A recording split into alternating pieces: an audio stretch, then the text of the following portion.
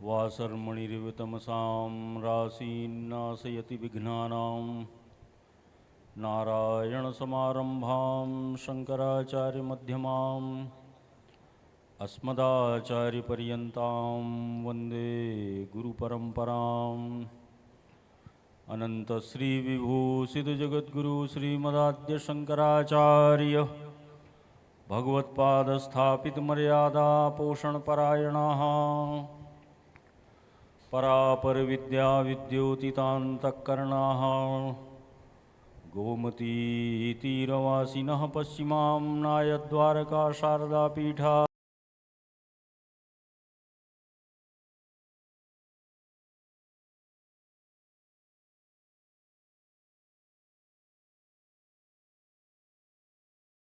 तेतराम धर्म की जय हो, अधर्म का नाश हो, प्राणियों में सद्भावना हो, विश्व का कल्याण हो, गौ माता की जय हो, गो हत्या बंद हो, धर्म सम्राट जगतगुरु शंकराचार्य भगवान की जय हो, द्वारका शारदा पीठाधीश्वर महाराज की जय हो, जगदम्बा महारानी की जय हो, ज्योतिरीश्वर भगवान की जय हो, सिद्धेश्वर भगवान की जय हो, परमहंसी गंगाश्रम क्षेत्र की जय हो, हर हर महादेव। ॐ योऽन्तः प्रविश्य मम वाचमिमां प्रसुप्तां सञ्जीवयत्तखलशक्तिधरस्वधाम्ना अन्याश्च हस्तचरणश्रवणत्वगादीन् प्राणान्नमो भगवते पुरुषाय तुभ्यम् तरणितत्सवर्णं करुणघूर्णद्विरेफा वलिकलितकपोलोद्दानदामाभिरामं गिरिशुताभ्यां लालितं नित्यमङ्के स्वजनभरणशीलं शीलये विघ्नराजम् जयन्ती मङ्गलाकाली भद्रकाली कपालिनी दुर्गा क्षमा शिवा धात्री स्वाहा स्वधा नमोस्तुते। श्रीराम जय जय राम श्रीराम जय राम, श्रीराम जय राम श्रीराम जय राम, श्रीराम जय राम श्रीराम जय राम, श्रीराम जय राम जय राम श्रीराम जय राम, श्रीराम जय राम जय राम श्रीराम जय राम, श्रीराम जय राम श्रीराम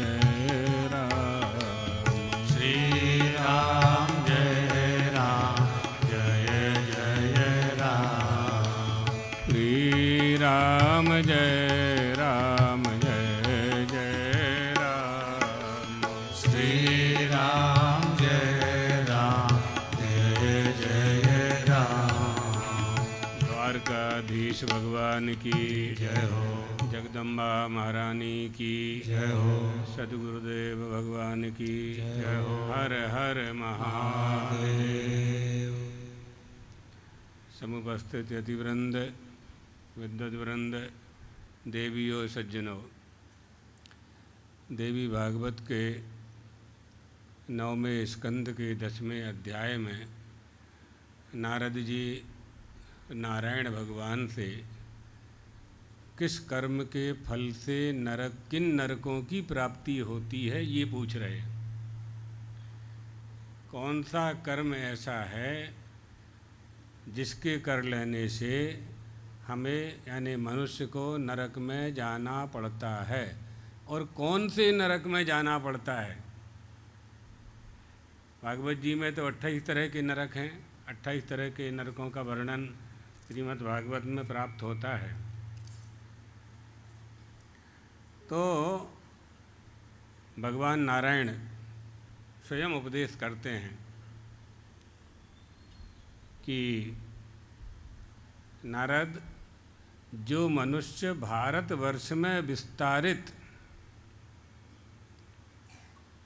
भारत में जन्म हो जाना बहुत कठिन है, क्योंकि भारत के अतिरिक्त भी जो क्षेत्र हैं, पृथ्वी के भूभाग हैं, वहाँ भी मनुष्य पैदा होते हैं। लगभग 200 देश हैं जहाँ मनुष्यों का जन्म होता है। भारतवर्ष में जन्म हो जाए और ये वर्ण व्यवस्था, आश्रम व्यवस्था, धर्म की व्यवस्था, हिंदू और हिंदू होने का धर्म, सनातन और सनातनी होने का धर्म, ये व्यवस्थाएं तो भारत में ही प्राप्त हैं। इसलिए भारतवर्ष में वितस्ति मातृभूमिं च यो ददाति च भारते संध्यपूताय विप्राय स याति शिव मंदिरम। संध्यापूताय विप्राय स याति शिव मंदिरम।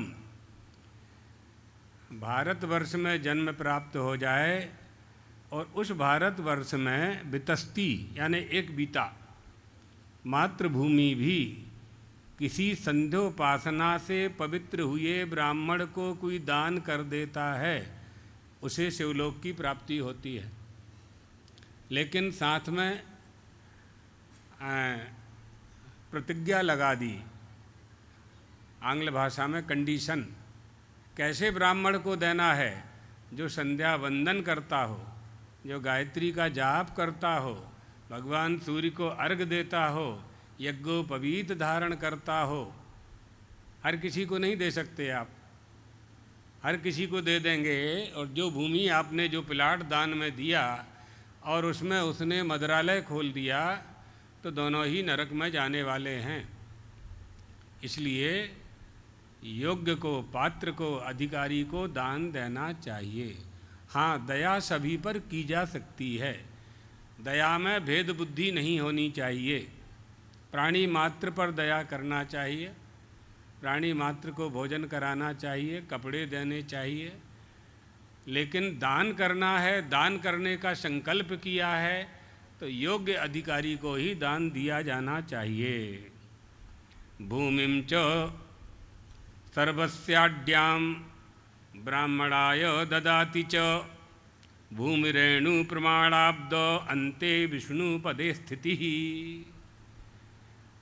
जो भूमि दान में दी जाती है, उस भूमि में जितने कण हैं यानी कंकड़ हैं, अणु परमाणु हैं, छोटे छोटे से कंकड़ हैं, उतने दिनों तक, उतने वर्षों तक वैकुंठ में निवास करता है।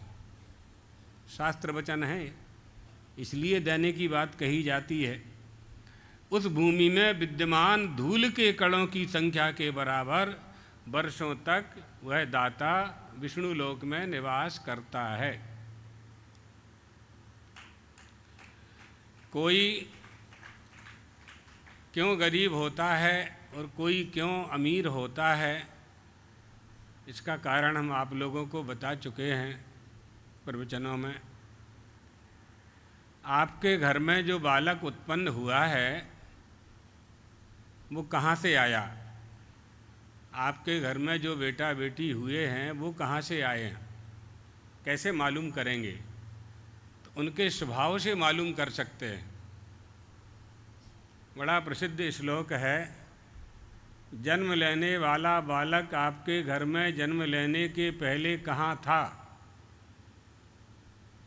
स्वर्गस्थितानां इह जीवलोके चत्वारि चिह्नानि वसन्ति देहे दान प्रसंगो मधुरा च वाणी देवार्चनम ब्राह्मण तर्पणंच। जन्म लेने के बाद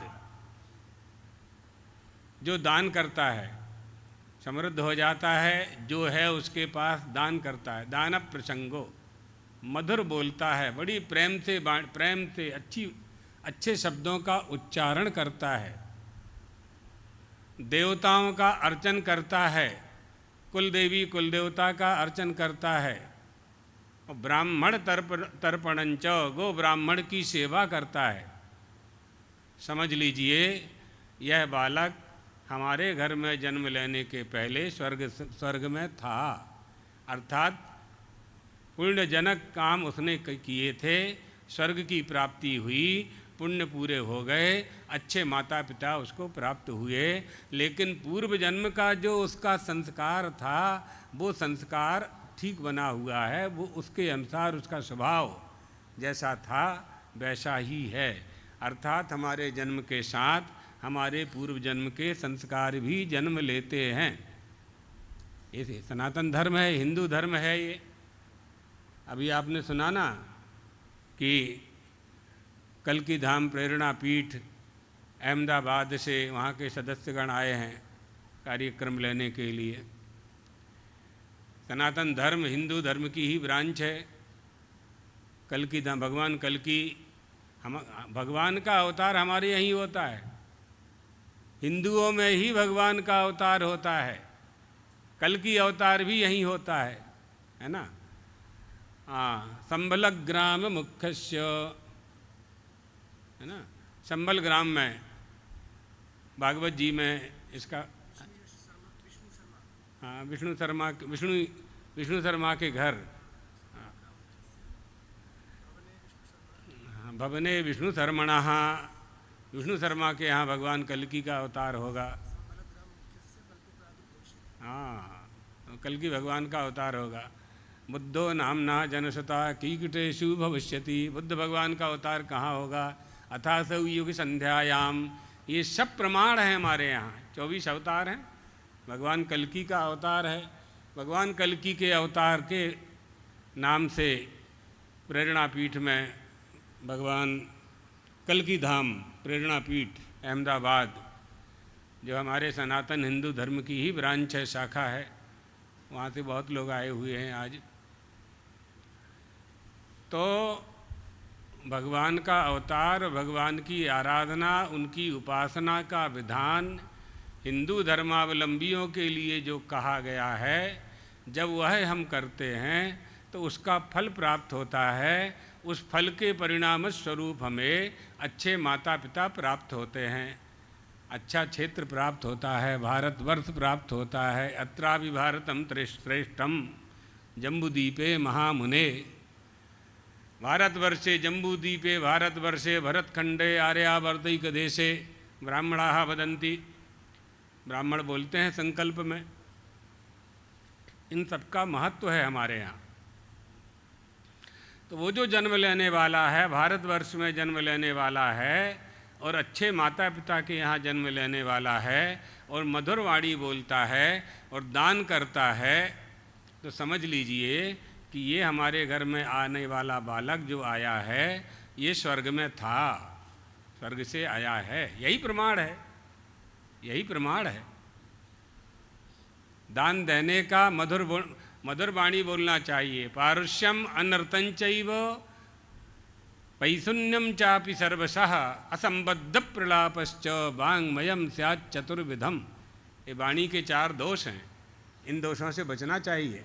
कठोर वचन नहीं बोलना चाहिए। वाणी ऐसी बोलिए मन का आपा खोए, औरन को शीतल करे आपहु शीतल होए।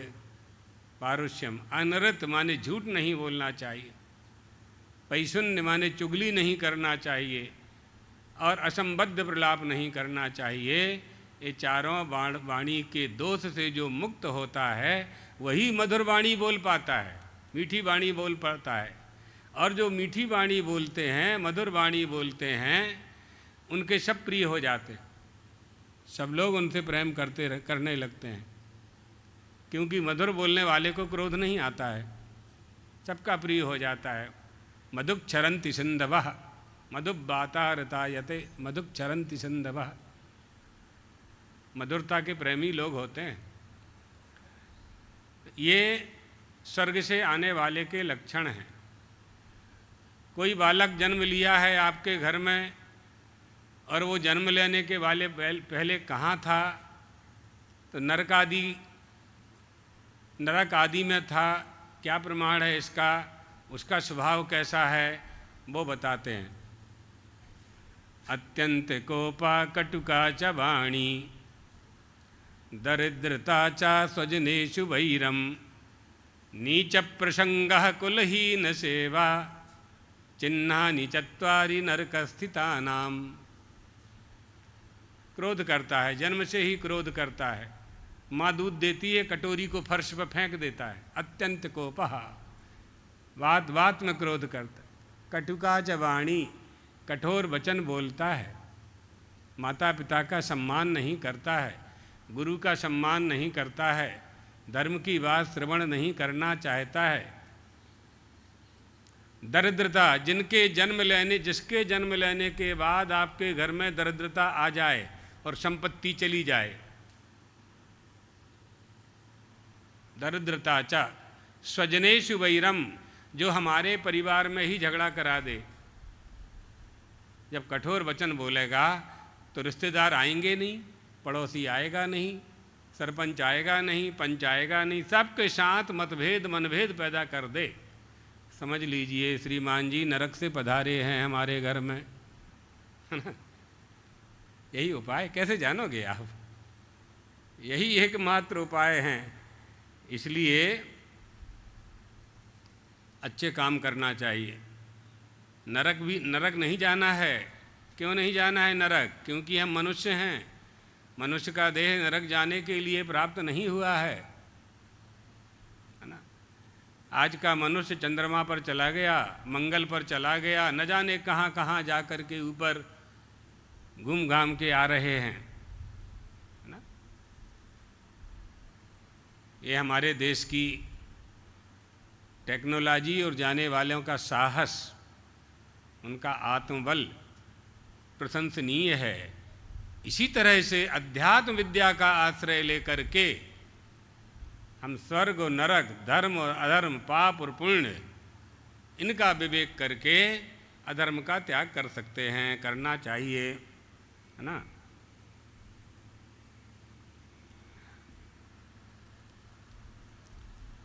हमारी जो जीवन शैली है और जो पूजा पाठ है, हमारी ईश्वर के प्रति जो आराधना है, हमारा जो जीवन है, उसमें छल नहीं होना चाहिए, कपट नहीं होना चाहिए। तब पुण्यों का अर्जन होता है, तब स्वर्ग आदि की प्राप्ति होती है।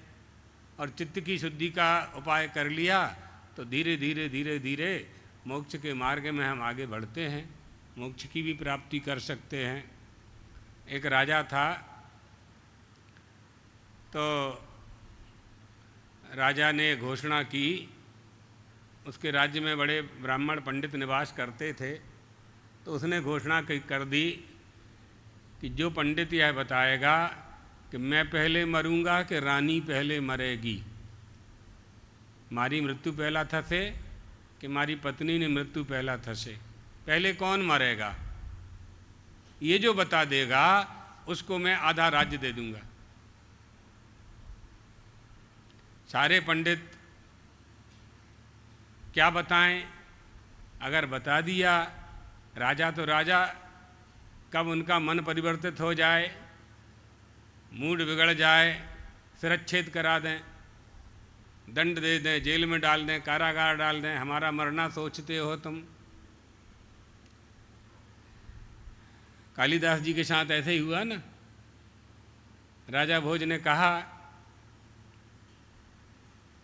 कि अगर हमारी मृत्यु हो जाए तो इस देश का क्या होगा। तो कालिदास ने कहा, अद्य धारा निराधारा निरालंबा सरस्वती पंडिता खंडिता सर्वे भोजराज दिवंगते।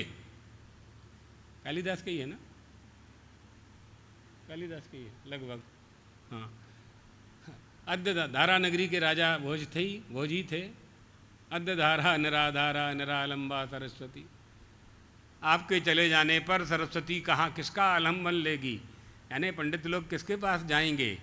जो भी जाकर के श्लोक सुनाता था स्वर्ण मुद्राएं प्राप्त होती थी, राजा सम्मान करते थे, विद्वानों का सम्मान होता था, विद्वता का सम्मान होता था। ये हमारी परंपरा रही है, हमारे देश की परंपरा रही है।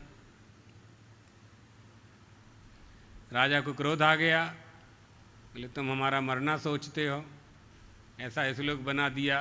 अरे महाराज आपने ही कहा था कि आप मेरे न रहने पर क्या होगा नगर का, तो मैंने बता दिया।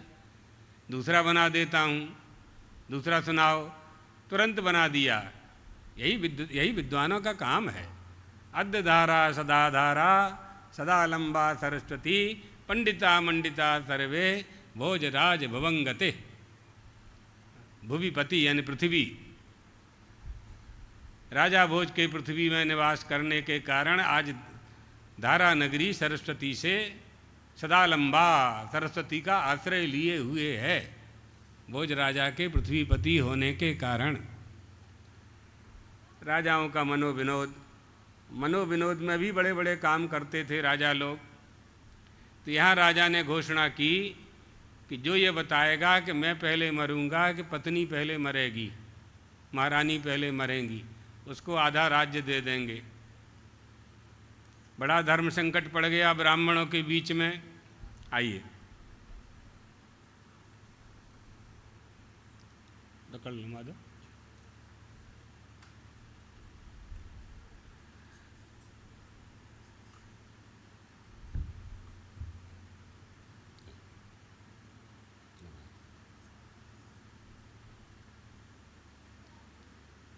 बड़ा धर्म संकट पड़ गया, कोई उत्तर ही ना दे। दो पंडित थे, बड़े चतुर थे, प्रवीण थे। चतुराई भी एक गुण होता है। उन्होंने छल किया और राजा से कहा, दो पंडित थे, हाँ, तो एक ने कहा कि राजा पहले दोनों ने सलाह कर ली कि हम कहेंगे कि राजा पहले मरेगा, तुम बोलना महारानी पहले मरेगी। दो में से एक तो पहले मरेगा ही, तो आधा राज्य मिलना ही है, तो आधे में से आधा आधा दोनों कर लेंगे। ऐसा छल किया। तो महाराज से जाकर के कहा एक पंडित ने कि महाराज राजन आपकी मृत्यु पहले होगी। दूसरा पंडित गया, उन्होंने कहा कि रानी की मृत्यु पहले होगी। पहले जो मरा उनको आधा राज्य देना पड़ा, दोनों ने आधा आधा स्वीकार कर लिया। ये छल है। एक महात्मा जी रहते थे पहाड़ी की चोटी के ऊपर।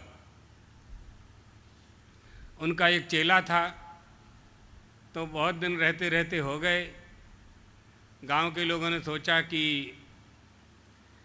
महात्मा लोग आए हुए हैं, तो इनसे जाकर के जिज्ञासा करना चाहिए, प्रश्न करना चाहिए। तो तपस्वी थे, गांव के लोग जाने लगे। तो दोनों ने विचार किया कि झोपड़ी में रहते रहते बहुत दिन हो गए, मठ बनाना है, मंदिर बनाना है।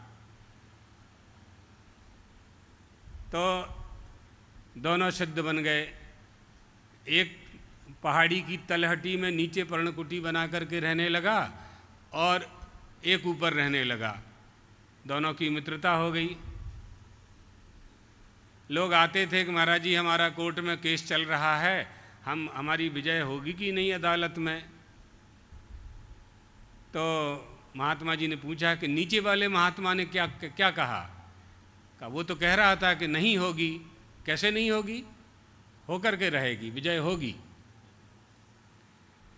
दूसरा व्यक्ति आया। दूसरे व्यक्ति ने कहा कि महाराज जी मेरी ज़मीन का झगड़ा चल रहा है, ज़मीन मुझे वापस मिलेगी कि नहीं मिलेगी। तो नीचे वाले ने पूछा कि ऊपर वाले महाराज जी ने क्या कहा। उन्होंने तो कह दिया कि नहीं मिलेगी। तो नीचे वाले महाराज जी ने कहा मिलेगी, क्यों नहीं मिलेगी। अब दो में से एक काम तो हो नहीं है, या तो केस हारेगा या जीतेगा, है ना। यही कहतब है, यही छल है। तो फिर दोनों रात को आधा आधा बांट लेते थे दक्षिणा। हाँ? ये सब नहीं करना चाहिए, इसलिए बता रहे हैं, है ना। तो यहाँ भगवान नारायण स्वयं कह रहे हैं कि जो दूसरों की भूमि पर कब्जा कर लेते हैं उनको नरक जाना पड़ता है। ग्रामं भूमिंच धान्यंच ब्राह्मणाय ददाति यः सर्प पापाद विनर्मुक्तौ चोभौ देवी पुरस्थितौ। और जो अपनी भूमि ब्राह्मणों को दे देते हैं, ग्रामवासियों को दे देते हैं, गांव के काम के उत्थान के लिए दे देते हैं, धन धान्य का दान कर देते हैं, वो दोनों व्यक्ति पाप से होकर के जगदम्बा का स्थान प्राप्त करते हैं, मणिद्वीप को प्राप्त कर लेते हैं। भूमिदानंच तत्काले यह साधुश्चानुमोदते सा च प्रयाति वैकुंठे मित्र गोत्र समन्वितः। जो भूमि दान करने वाला व्यक्ति है वो दाता अच्छे कर्म करता है और अच्छे कर्मों का अनुमोदन करता है और भूमि दान करता है, वो अपने परिवार बंधु बांधवों के साथ स्वर्ग की प्राप्ति करता है। स्वदत्ताम परदत्ताम वा ब्रह्मवित्तिम हरेतु यः। लेकिन इसके विपरीत जो करता है, जो ब्राह्मणों का धन हर लेता है, जो गौ माता की भूमि पर कब्जा कर लेता है, गोचर भूमि पर कब्जा कर लेता है। पहले राजाओं ने गौ माता की रक्षा के लिए, पशुधन की रक्षा के लिए, गौ माता के अतिरिक्त भी जितने पशु हैं उनकी रक्षा के लिए गोचर भूमियाँ घोषित की थीं। राजाओं ने एक निश्चित कर दिया था कि इस भूमि पर कभी कोई निर्माण नहीं हो सकता, इस भूमि का कोई दुरुपयोग नहीं कर सकता, ये केवल गांव के गौमाता के लिए ये भूमि रहेगी। उसको गोचर भूमि कहा जाता था। सरकारों ने मिलकर के 78 साल में तमाम लाखों एकड़ गोचर भूमि दूसरे दूसरे लोगों को दे दी, कारखाने वालों को दे दी या दूसरे दूसरे काम में उपयोग कर ली, जो गौ माता के साथ और पशुधन के साथ बहुत बड़ा अन्याय किया। वैसे ही लाखों 8 लाख 10 लाख एकड़ ज़मीन हमारी वक्फ बोर्ड के पास है, वो चले गए और अपनी ज़मीन बोर्ड में दे गए। जब वो चले गए तो वहाँ उनको भूमि मिली, 20% भूमि भारत की पाकिस्तान में गई और 20% लोग यहाँ से पाकिस्तान गए, तो वहाँ तो उनको भूमि मिली।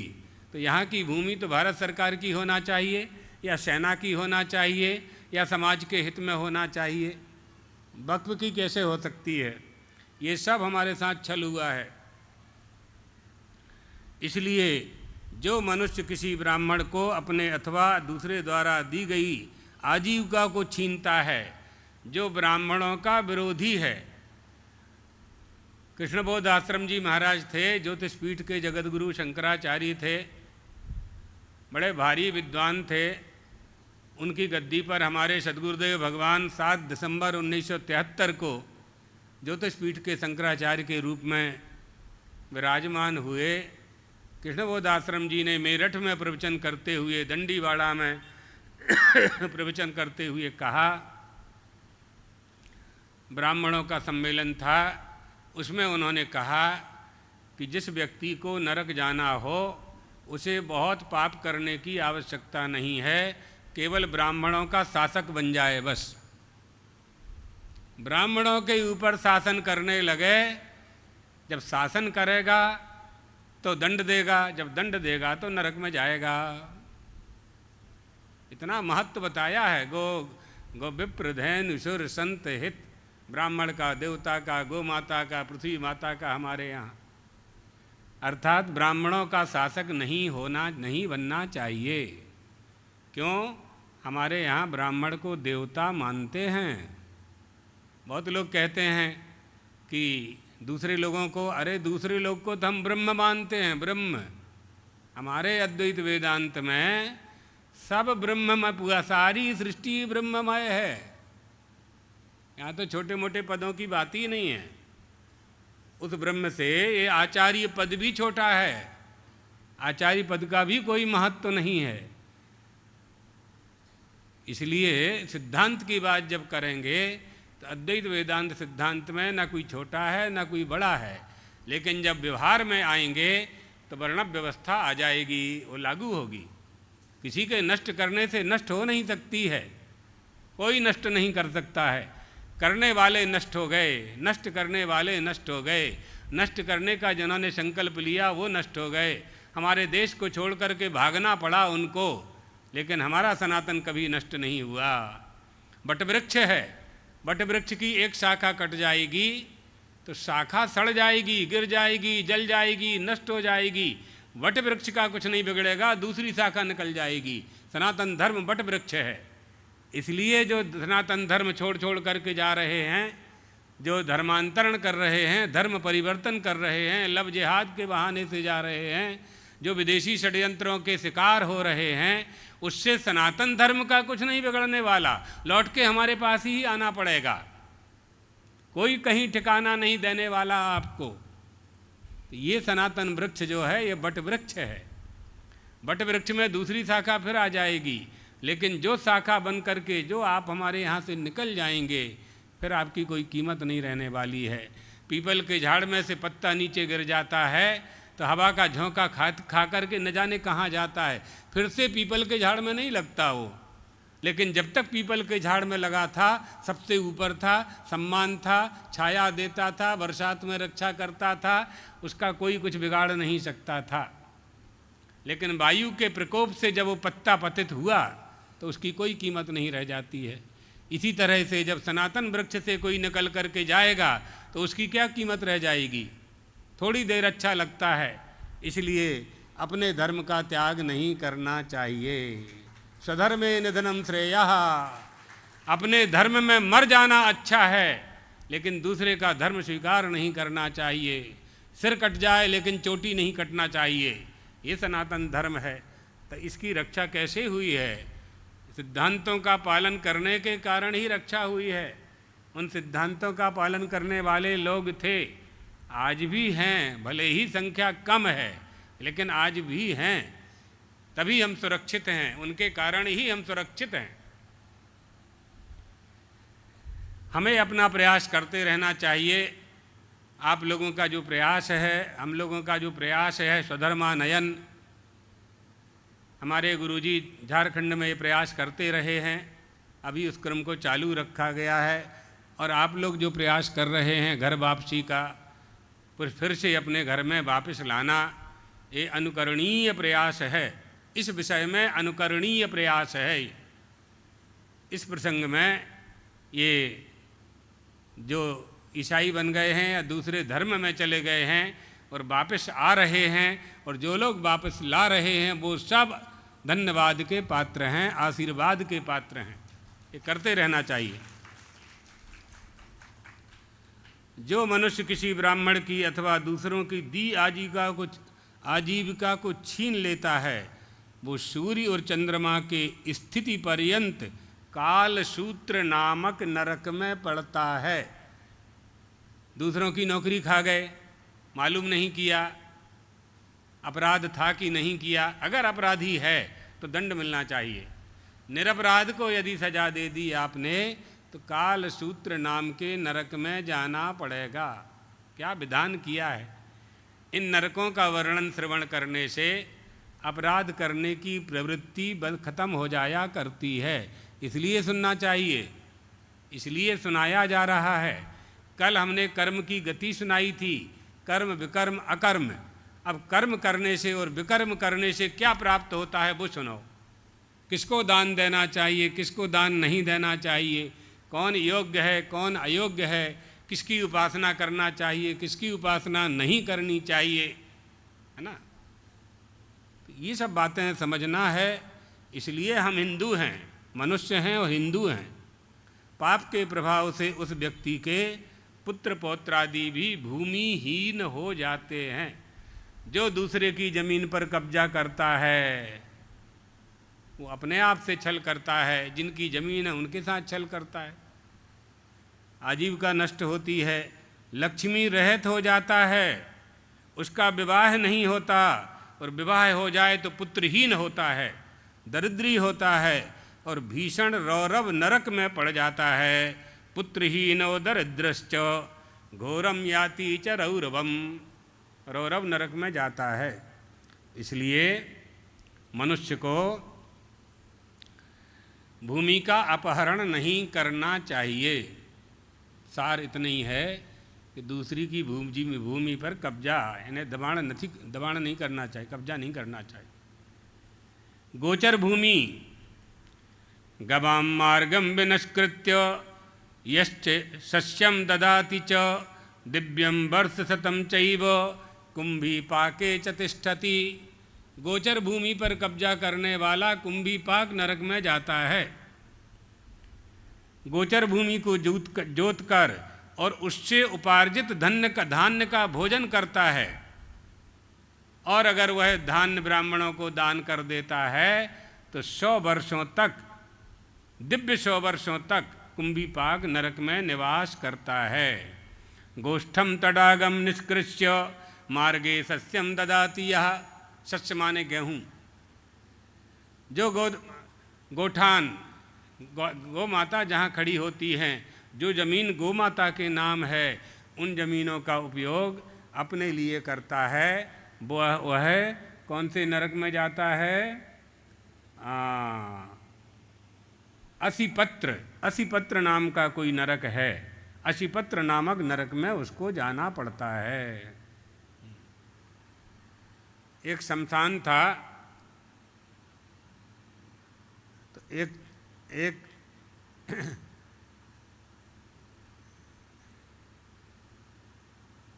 शमशान में एक चांडाल मांस पका रहा था, और मांस पका रहा था मनुष्य की खोपड़ी में, और उसको मनुष्य की खोपड़ी में मांस पका करके और उसको चमड़े से ढांक रखा था उसने। नृकपाले तु चांडाली, बड़ा सुंदर श्लोक है। तो वो शमशान में रहने वाली स्त्री मांस पका रही थी और शमशान में बना रही थी। मांस वैसे ही अशुद्ध होता है, फिर खोपड़ी में पका रही थी, वो भी अशुद्ध, और चमड़े से उसको ढांक रखा था, वो भी अशुद्ध। एक सज्जन पुरुष वहाँ से निकले, तो उन्होंने पूछा, तुम भी अशुद्ध हो, और ये मांस भी अशुद्ध है, शमशान भी अशुद्ध है, चमड़ा भी अशुद्ध है, और ये हड्डी की ये भी अशुद्ध है, फिर तुमने इस मांस को चमड़े से ढांक क्यों रखा है, आच्छादित क्यों कर रखा है? तो उसने बड़ी सुंदर बात कही, ये जो शमशान है ये किसानों के खेत के बीच में है। मैंने जो अपने भोजन के लिए मांस बनाया है, ऐसा ना हो कि कोई किसान जिसने गोचर भूमि पर कब्जा कर लिया हो और उस किसान की नज़र दृष्टि अगर मेरे भोजन पे पड़ जाएगी तो मेरा भोजन अशुद्ध हो जाएगा। इतना महत्व है गोचर भूमि का। गायों की भूमि, गौ माता की भूमि का उपयोग कभी अपने लिए नहीं करना चाहिए। शास्त्र इसमें प्रमाण है। ये बता रहे हैं नारायण भगवान स्वयं नारद जी को उपदेश दे रहे हैं। गोष्ठम तडागम निष्कृत्य मार्गे सस्यम ददाति यः सह तिष्ठत् असिपत्रे च यावद् इंद्रश्चतुर्दश। जो मनुष्य गायों के रहने वाले स्थान, तालाब, मार्ग को जोत करके वहाँ पैदा हुए अन्न का दान करता है, वह 14 इंद्रों की स्थिति पर्यंत असिपत्र नाम के नरक में निवास करता है। पंचपिंडा, जो मनुष्य किसी दूसरे के कुएं, तालाब आदि से 5 मृतिका पिंडों को निकाले बिना उसमें स्नान करता है, वह भी नरक को प्राप्त करता है। जो कामासक्त पुरुष एकांत में पृथ्वी का अपमान करता है, वो भी रौरव नरक में वास करता है। जो मनुष्य अम्बुबाची कल में भूमि खोदने का कार्य करता है, वह कृमि दंश नामक नरक में निवास करता है। जो मूर्ख मनुष्य किसी दूसरे के लुप्त कुएं में अपना कुआं तथा लुप्त बाउली पर अपनी बाउली बनाता है, उस कार्य का सारा फल दूसरे व्यक्ति को मिल जाता है और वह स्वयं तप्त कुंड नाम के नरक में निवास करता है। वहाँ पर 14 इंद्रों की स्थिति पर्यंत कष्ट भोगते हुए पड़ा रहता है। परान्नम पर द्रव्यंच, दूसरे का धन, दूसरे का द्रव्य, दूसरे का सोना चांदी, दूसरे की भूमि, इन सब का अपहरण नहीं करना चाहिए। जो मूर्ख भूमिपति के पितर को पिंड दिए बिना श्राद्ध करता है वह अवश्य ही नरकगामी होता है। भूमौ दीपंच यो याति, जो व्यक्ति भूमि पर दीपक रखता है, इसलिए पूजा पाठ करने वाले दीपक रखने के पहले अक्षत डालते हैं, अक्षत के ऊपर दीपक रखते हैं, इसलिए रखा जाता है।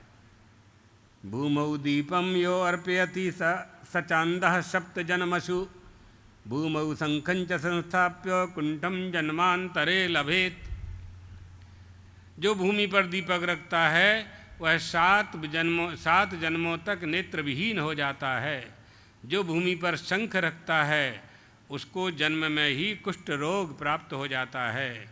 जो मनुष्य मोती, माणिक्य, हीरा, स्वर्ण, मणि, इन 5 रत्नों की चोरी करता है या भूमि पर रखता है वो 7 जन्मों तक नेत्र रोग से व्यथित होता है, अंधा भी हो जाता है। जो मनुष्य शिवलिंग पर, भगवती पर, शिव की प्रतिमा पर सालग्राम शिला को धरती पर रखता है वह 100 मनवंतर तक कृमि भक्ष नामक नरक में निवास करता है। शंखम यत्रम शिलातोयम पुष्पंच तुलसी दलम, जो मनुष्य शंख में, यंत्र में सालग्राम शिला का जल, पुष्प, तुलसी दल को धरती पर रख देता है उसको निश्चित रूप से नरक में निवास प्राप्त होता है। जो चंदन का काष्ठ, रुद्राक्ष, कुश की जड़, इनको जमीन पर रख देता है, इनका अपमान करता है, वो 1 मनवंतर पर्यंत नरक में निवास करता है। पुस्तकम यज्ञ सूत्रंच भूमौ संस्थापयोन्नरः, जो पुस्तक को धरती में रखता है, जो यज्ञोपवीत को धरती में रखता है, धरती का मतलब जहाँ लोग चलते फिरते हैं, चरणों की धूल पड़ी होती है, वह अगले जन्म में विप्र योनि में अगर ब्राह्मण है और यज्ञोपवीत का अपमान करता है तो दूसरे जन्म में ब्राह्मण शरीर उसे प्राप्त नहीं होता। ब्रह्म हत्या समम पापम इहि वै लभते ध्रुवम, ग्रंथियुक्तम यज्ञसूत्रम पूज्यंच सर्ववर्णकै। जो मनुष्य यज्ञ करके यज्ञ भूमि को दूध से नहीं धोता, दूध से उसका सिंचन नहीं करता, वह 7 जन्मों तक कष्ट भोगता है, तप्त भूमि नामक नरक में निवास करता है।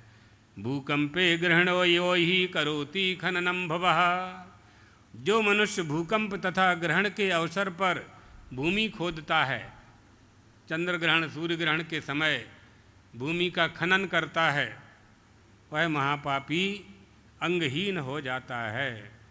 इस तरह से हे नारद महामुने, इस धरती पर सभी लोगों के भवन हैं, इसलिए यह भूमि कश्यप की पुत्री होने के कारण काश्यपी भवताम यत्र सर्वेषां भूमिस्तेन प्रकीर्तिता। काश्यपी, काश्यपे, इसको अचला भी कहते हैं, धरती का एक नाम अचला भी है, अचल, और काश्यपी भी इसका नाम है पृथ्वी का। कश्यप की पुत्री होने के कारण काश्यपी और स्थिर रहने के कारण इसका नाम अचला, और विश्व को भोजन देने के कारण इसका नाम पड़ा विश्वम्भरा, और अनंत रूपों वाली होने के कारण इसका नाम पड़ा अनंता, और पृथु की कन्या होने के कारण इसका नाम पड़ा पृथ्वी। वास्तव में इसका सबसे पहला जो नाम है वो भूमि है, भूमि। सर्वत्र फैली होने के कारण इसको पृथ्वी कहा जाता है। इस तरह से भगवान नारायण स्वयं नारद जी को किस पाप से कौन सा फल भोगना पड़ता है, पाप से हम कब मुक्त हो सकते हैं, अधर्म से कब मुक्त हो सकते हैं, जब धर्म का ज्ञान हो। पुण्य करने से क्या प्राप्त होता है ये ज्ञान हो, फिर कौन सा पुण्य करने से क्या प्राप्त होता है, जैसे पाप करने से नरकों के संबंध में यहाँ कहा गया है और भी है विस्तार से, इसी तरह से पुण्य कर्म करने से कौन सा अच्छा काम करने से क्या प्राप्त होने वाला है उसका भी वर्णन है। धर्म ज्ञान होना चाहिए, हमारी परंपरा का हमें ज्ञान होना चाहिए, हमारी संस्कृति का हमें ज्ञान होना चाहिए, तभी धर्म की रक्षा होगी। जब हम धर्म का पालन करेंगे तो धर्म की रक्षा होगी। धर्म का पालन कहाँ होगा, कैसे होगा? जहाँ जैसे होना चाहिए वहाँ उस प्रकार से जब हम नहीं करते हैं तो हमें ऐसा लगता है कि हम तो धर्म का पालन कर रहे हैं लेकिन हमें फल की प्राप्ति नहीं हुई है। इसलिए फल की प्राप्ति नहीं हुई है क्योंकि आपने धर्म का पालन विधि पूर्वक नहीं किया। एक माताजी थीं, उनकी सुई गुम गई। सुई धागा होता ना, टाँकड़ी जेवा थाए छे, तो सुई धागा उसकी सुई गुम गई।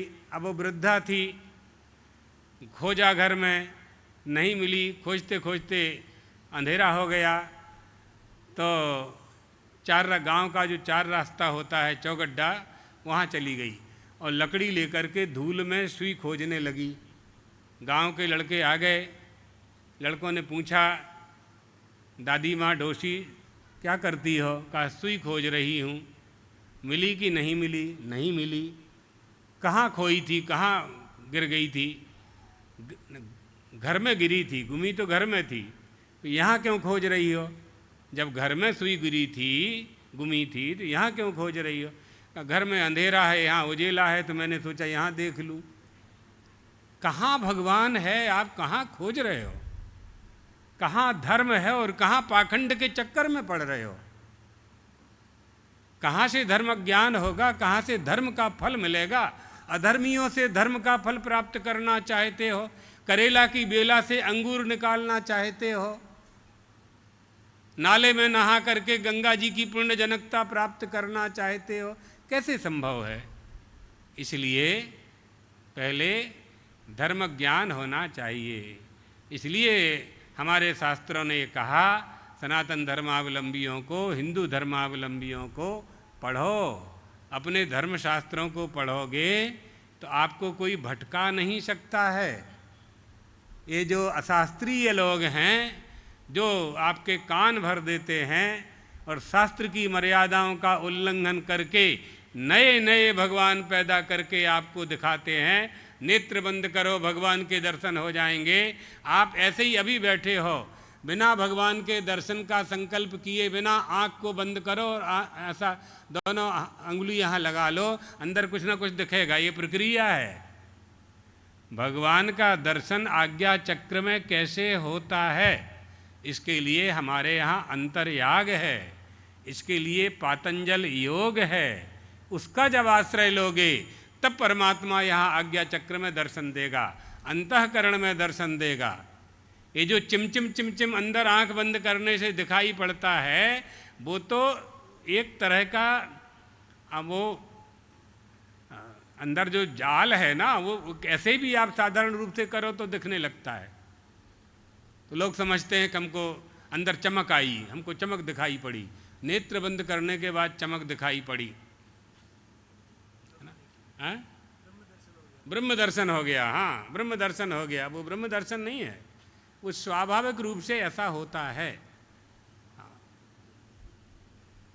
आप दोनों अनामिका से दोनों कान बंद कर लीजिए, दोनों कान बंद कर लीजिए, अंदर आवाज़ आएगी, बिना ढोल के अंदर आवाज़ आएगी। करके देख लीजिए, अच्छे से करना पड़ेगा। पद्मासन लगा करके दोनों कान बंद कर अंदर आवाज़ आने लगती है। तो ये सब स्वाभाविक प्रक्रिया है, उसके अंतर्गत ऐसा होता है। हाँ, अगर आपको अंदर के स्वर को वास्तव में श्रवण करना है तो षड्मुखी मुद्रा का आश्रय लेकर के दोनों नेत्र, दोनों नाक और दोनों कान और मुंह, है ना, ये दोनों आँख और दोनों नाक और दोनों कान और मुंह, ये सातों अंग को आप बंद कर लीजिए तो आपको दर्शन हो जाएगा। उसके लिए अभ्यास चाहिए, कम से कम 3 साल का चाहिए। योग क्षेत्र चाहिए, योग्य गुरु चाहिए, योग्य अधिकार चाहिए, आपकी निष्ठा चाहिए। षडमुखी मुद्रा का आश्रय लेकर के आप दर्शन कर सकते हैं। तो ये सब प्रक्रियाएं हैं। इन प्रक्रियाओं का दुरुपयोग लोग करने लगे। एक संप्रदाय चला, वो कहता 84 लाख योनि होती ही नहीं है, 84 लाख शरीर ही नहीं होते। कितने बताते हैं, भागवत की आधी बात स्वीकार कर लेंगे, आधी को छोड़ देंगे। इस तरह से ये कब होता है, जब हमें स्वयं धर्म ज्ञान नहीं होता। स्वयं धर्म ज्ञान क्यों नहीं होता? हम धर्मशास्त्र नहीं पढ़ते। क्यों नहीं पढ़ते? या तो बुद्धि नहीं है, बौद्धिक योग्यता से रहित होने के कारण, या दूसरा बहाना समय नहीं मिलता है। समय नहीं है हमारे पास, धनार्जन करने में लगे हुए हैं। तो फिर सत्संग करना चाहिए। अगर बौद्धिक योग्यता नहीं है तो गुरु के पास जाना चाहिए, महात्मा के पास जाना चाहिए। जो विद्वान पुरुष हैं, भले ही गृहस्थाश्रम में हैं, चाहे ब्रह्मचारी हैं, चाहे सन्यासी हैं, उनके चरणों में बैठ करके अपनी जिज्ञासा को शांत करना चाहिए। तभी आपकी जो ग्रंथि है, जो संशय पड़ गया है, वो नष्ट होगा। संशय हो जाता है ना, संशय का नाश श्रवण से ही होगा, दूसरा कोई उपाय नहीं है आपके पास। अब श्रवण क्या करना है? तो वेदांत वाक्यानाम, शास्त्र वचन श्रवण करना चाहिए। शास्त्रों में गति नहीं है, पुराणों में आ जाइए। 18 पुराण हैं आपके पास, 18 उपपुराण हैं, है ना। सामने वाले कितने कट्टर हैं, उनकी एक ही किताब है, एक ही किताब है, लेकिन उस किताब में जो लिखा है, अगर कोई उनसे कहता है कि आप ऐसा क्यों करते हो, बकरे की बलि क्यों देते हो, तो वो कह देते हैं हमारी किताब में लिखा हुआ है। वो मान लिया उन्होंने, पुस्तक के अतिरिक्त कहीं जाते नहीं हैं वो, और संख्या कम है इसलिए संगठित हैं, और जो निर्बल हैं वो सबल पर हमेशा आक्रमण करते हैं। ये आदत रही है लोगों की। इस तरह से हमें भी अपने ग्रंथों का अध्ययन करना चाहिए। लोग आक्षेप करते हैं सनातन धर्म में तो बहुत से ग्रंथ हैं, क्या पढ़ें क्या ना पढ़ें। तो भैया एक ही पढ़ लो, एक ही ग्रंथ पढ़ लो, उतने में ही सबका सार है। श्रीमद् भागवत ही पढ़ लो, पद्म पुराण पढ़ लो, स्कंद पुराण पढ़ लो, कुछ तो पढ़ो, देवी भागवत पढ़ लो, कुछ तो पढ़ो। एक ही ग्रंथ का आश्रय ले लो, रामचरितमानस ले लो, रामायण जी, इतने में ही उद्धार हो जाएगा। सारे ग्रंथों को देखने कौन कह रहा है? विषय तो बहुत हैं, सब्जेक्ट बहुत हैं स्कूल में, लेकिन आपके बालक को आपने जिस स्कूल में भर्ती कराया है, प्रवेश कराया है, और जो विषय आपने कहा है उसी विषय को वो पढ़ता है। उसके अतिरिक्त सारे विषय हैं। आपको डॉक्टर बनाना है तो MBBS ही पढ़ता है ना, वो मेडिकल क्षेत्र में जाता है, और मेडिकल के क्षेत्र के जितने भी ग्रंथ हैं उन्हीं की पढ़ाई करता है, उन्हीं की कोचिंग करता है, बाकी सबको नहीं पढ़ता है। तो आपका अब वो विद्यार्थी कहने लगे अरे पढ़ाई तो बहुत है, भूगोल है, साइंस है, इंजीनियरिंग है, सिविल है, इलेक्ट्रॉनिक है, आदि आदि, तो मैं कैसे पढ़ पाऊँगा?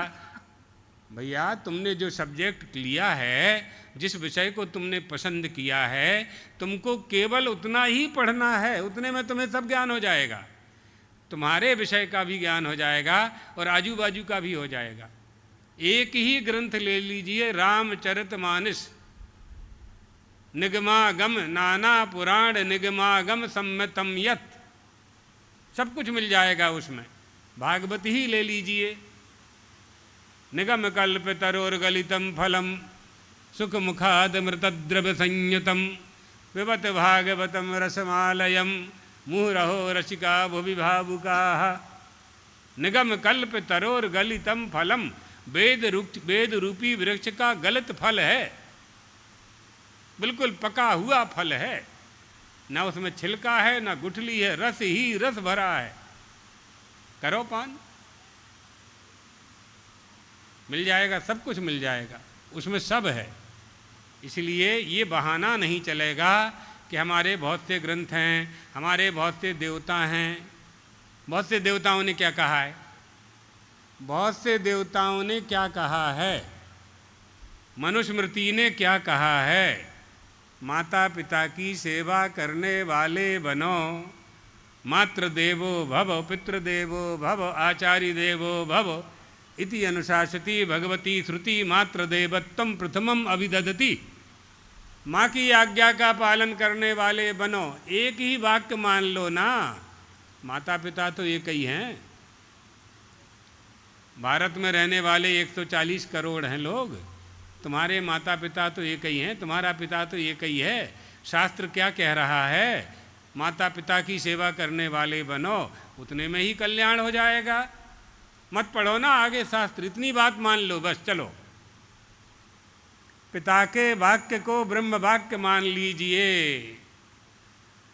बाजस्रवस ने अपने पुत्र से कह दिया, मृत्यवे त्वाम ददामीति, मैं तुझे यमराज को देता हूँ, मृत्यु को देता हूँ। नचिकेता तैयार हो गया, यमलोक जाऊंगा। पिताजी ने बहुत मनाया, नहीं आप दान कर चुके हो, जाऊंगा, आज्ञा पालन करूँ। यमलोक चला गया। निर्भीक बालक, छोटा सा शिशु यमलोक पहुंच जाता है, यमराज के महल में पहुंच जाता है। 3 दिन तक तपस्या करता है। यमराज आते हैं, तुमने 3 दिन तक तिस्रो रात्रि अवासीत गृहे में अनशनन् अन्यो, तुमने भूखे प्यासे रह करके 3 दिन व्यतीत किए हैं, 3 वरदान मांग लो। क्या मांगता है? सबसे पहला वरदान क्या मांगता है? बेटा अपने पिता के लिए शांताः संकल्पाः सुमनाः, जब मैं जाऊं तो मेरे पिताजी मुझे शांत मिलें, मेरा आलिंगन करें, मैं उनका कृपा पात्र बनूं, मुझे क्षमा कर दें। तस्मात् पुत्रस्य पुत्रता, ये पुत्र की पुत्रता है। कह दिया ना शास्त्र ने, पिता की आज्ञा का पालन करने वाले बनो, सब कुछ प्राप्त हो जाएगा। कुछ प्राप्त करने की आवश्यकता नहीं है। प्रहलाद जी से हिरण्यकशिपु ने कहा, तेरा परमात्मा कहाँ रहता है? उसने कहा कि सर्वत्र है। प्रहलाद ने कहा सर्वत्र है। कस्मात् स्तंभे न दृश्यते, खंबा में क्यों दिखाई नहीं पड़ता है? भगवान खंबा से प्रकट हो गए, खंबा फाड़ करके प्रकट हो गए। हिरण्यकशिपु का उद्धार कर दिया। प्रमाण नख निर्भिन्न महामोह मरारये, नमस्कुर्मे नृसिंहाय सप्रकाश चिदात्मने। सामवेद, यजुर्वेद, ऋग्वेद, अथर्ववेद प्रमाण रूपी वेदों के प्रमाण रूपी नखों से हिरण्यकशिपु रूपी अज्ञान अंधकार वाले हिरण्यकशिपु के वक्षस्थल को फाड़ दिया उन्होंने, उद्धार कर दिया उसका। प्रहलाद से कहा, बेटा वरदान मांग। ये कथा नहीं सुना रहे हैं हम ये बता रहे हैं कि एक में ही कितना पालन हो जाता है। केवल पिता की सेवा करने वाले बनो, एक वाक्य में ही तुम्हारा कल्याण है। 100 साल के जीवन का उद्धार एक वाक्य में, पिता की सेवा करने वाले बनो। इसलिए ये बात बता रहे हैं।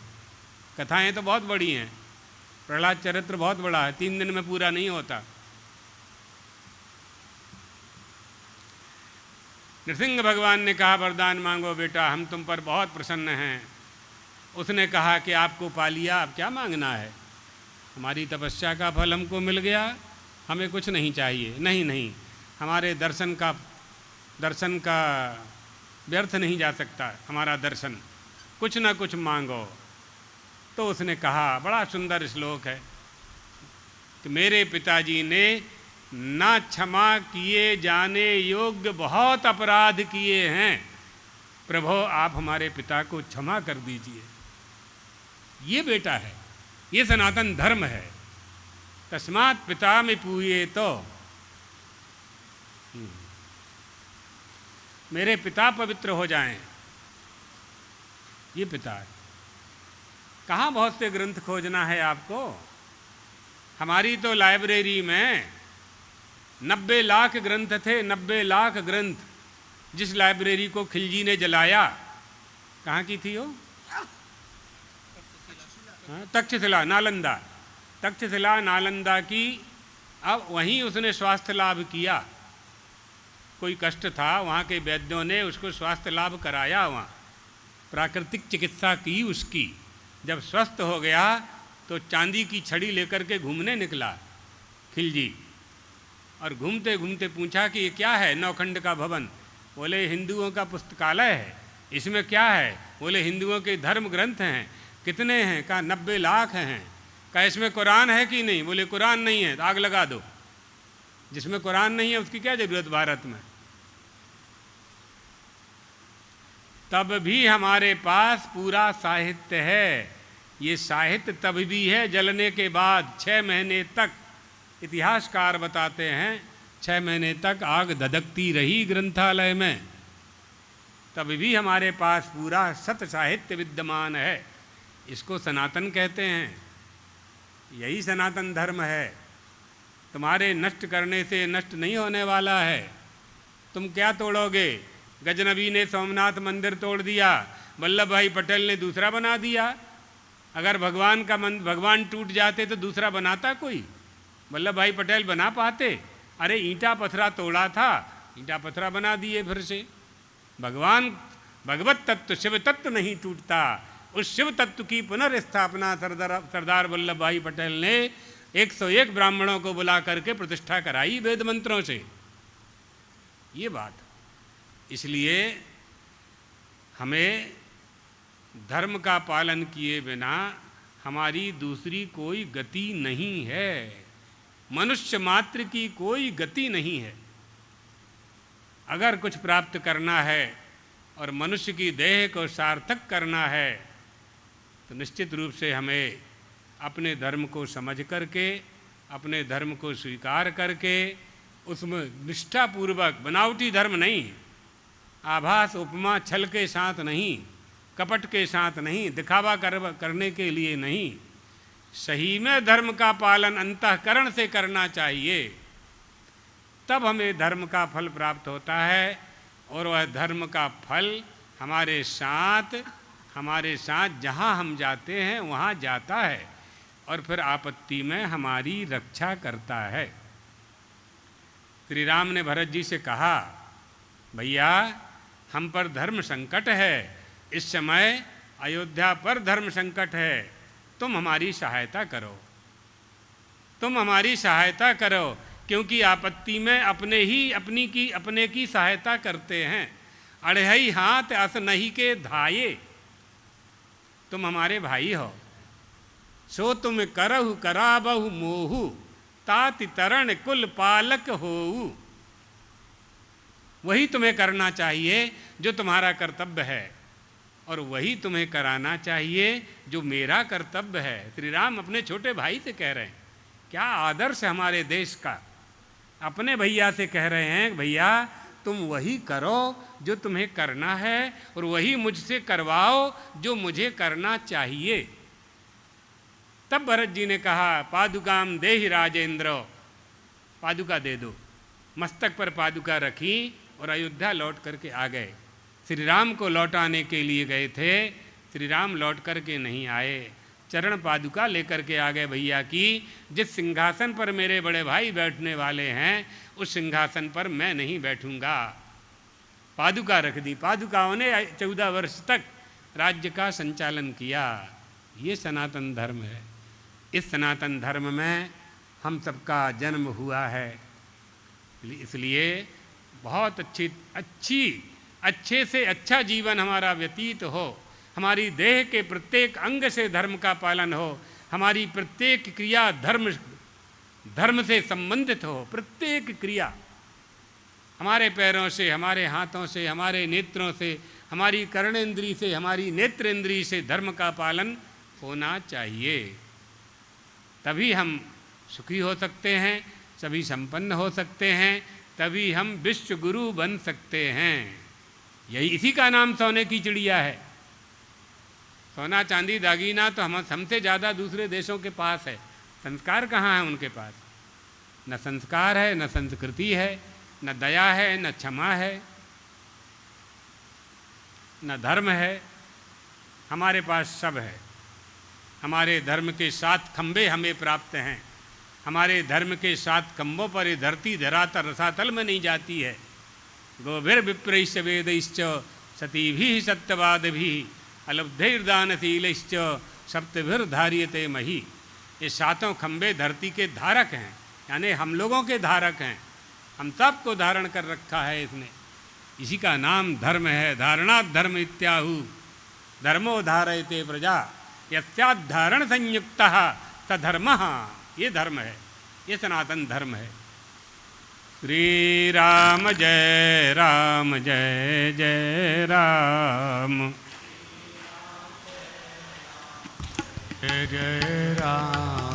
श्री राम जय जय राम। श्री राम जय जय राम। श्री राम जय जय राम। श्री राम जय जय राम। धर्म की जय हो। अधर्म का नाश हो। प्राणियों में सद्भावना हो। विश्व का कल्याण हो। गो माता की जय हो। सद्गुरुदेव भगवान की जय हो। हर हर हर महादेव।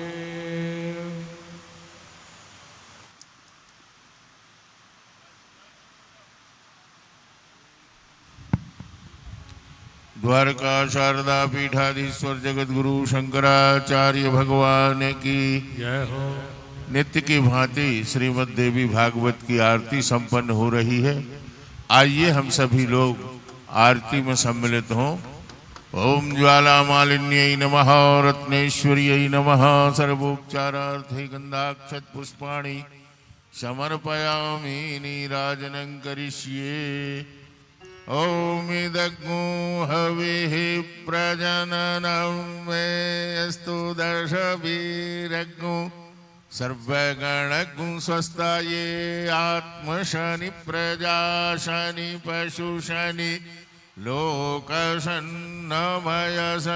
अग्निः प्रजां बहुलां मे करोतु वह्नं पयोरेतो अस्मासु धत्ता। ओम जय अम्बे गौरी मैया जय श्यामा गौरी। तुमको निज दिन र्यावत मैया जी को सदा ही मनावत। हरि ब्रह्मा शिव जी। ओम जय अम्बे गौरी मांग सिंदूर विराजत। टीको मृग मद को मैया टीको मृग मद को। उज्ज्वल से नैना चंद्रवदन को। ओम जय अम्बे गौरी। कनक समान कलेवर रत्नांबर राजे। ओ मैया रत्नांबर राजे। रक्त पुष्प गले माला कंठन वर साजे। ओम जय अम्बे गौरी। के हरिवान राजत कनक कपर धारी। ओ मैया कनक कपर धारी। सुर नर मुनि जन सेवत तिनके दुख हारी। ओम जय अम्बे गौरी। कानन कुंडल शोभित नासाग्रे मोती। ओ मैया नासाग्रे मोती। कोटिक चंद्र दिवाकर समराजत ज्योति। ओम जय अम्बे गौरी। शुंभ निशुंभ विदारे महिषासुर घाती। ओ मैया महिषासुर घाती। धूम्र विलोचन नयना मधुर विलोचन नयना निज जिस दिन मद माती। ओम जय अम्बे गौरी चंड मुंड संहारे शोणित बीज हरे। ओ मैया शोणित बीज हरे मधु कैटभ दो मारे सुर भय न करे। ओम जय अम्बे गौरी ब्रह्माणी रुद्राणी तुम कमला रानी। मैया तुम कमला रानी आगम निगम बखानी तुम शिव पद रानी। ओम जय अम्बे गौरी 64 योग निगावत नृत्य करत भैरो। मैया नृत्य करत भैरो बाजत ताल मृदंगा बाजत ढोल मजीरा और बाजत डमरू। ओम जय अम्बे गौरी तुम ही जग की माता तुम ही हो भरता। ओ मैया तुम ही हो भरता भक्तन की दुख हरता सुख संपत्ति करता।